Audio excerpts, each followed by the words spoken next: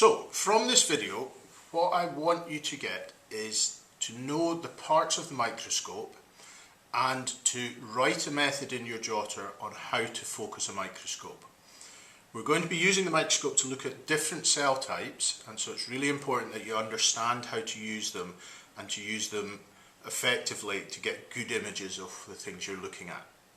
Now, this microscope is a light microscope, and the first thing I'll just mention to you is that it is cordless, and if the light starts to get dim, what you need to do is get a charger from your teacher and plug it in. The parts of the microscope are something that you studied in junior school, so we should be able to remember some of them, but we'll go through the parts just quickly before we look at how to focus the microscope. Now, this is a light microscope that uses light to magnify small objects, and it's the main tool we use in biology to look at cells, to see differences between cells, and to be able to see some of the things we find inside cells, what we call organelles. The thing that you look at with the microscope is called the specimen, and it has to be very thin in order for light to pass through it. You can't look at anything thick using a light microscope because, as I say, the light needs to pass through it. These are reasonably good microscopes we have here, and they're able to magnify things up to 400 times bigger, which should give us a very good picture of what the different cell types look like. So, how does it work? Well, it works a little bit like a telescope. We have two lenses. We have a lens at the top where you place your eye. It's called the eyepiece lens. And if you look at the side of it when you're in class, you'll see it's got 10 times written on it, which means it magnifies things 10 times. We then have a second group of lenses down here that are the lenses we'll use to look at the object we're looking at, and so they're called the objective lenses. There are three lenses with different magnifications.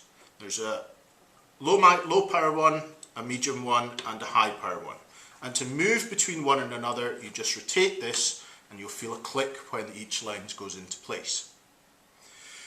The object we're going to look at is mounted on a thin bit of glass that we call a slide, and you place this object that we want to look at onto this bit here.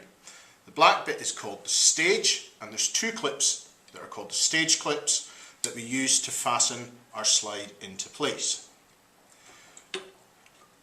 We also have at the bottom a light source or lamp which provides the light that we need to magnify, and the other main bit you need to know are these two focus knobs here. There's a big one on the inside that moves the stage a lot, that's called the coarse focus knob, and there's a smaller one on the outside that moves the stage a little bit that's called the fine focus knob. So those are the main parts of the microscope. I'm going to take you through next how we go about focusing a microscope. And you should be making notes in your jotter to allow you to come into class and be reasonably confident in how to use the microscope. So, the first part we've already talked about. You place your specimen, or glass slide, onto the stage and clip it in place with the stage clips. And if you switch the light on, with a switch at the back, you check that the light is shining through the object you want to see. Next step is to make sure that the smallest of the objective lenses is in place, and then use the coarse focus knob to move the stage all the way up to the top.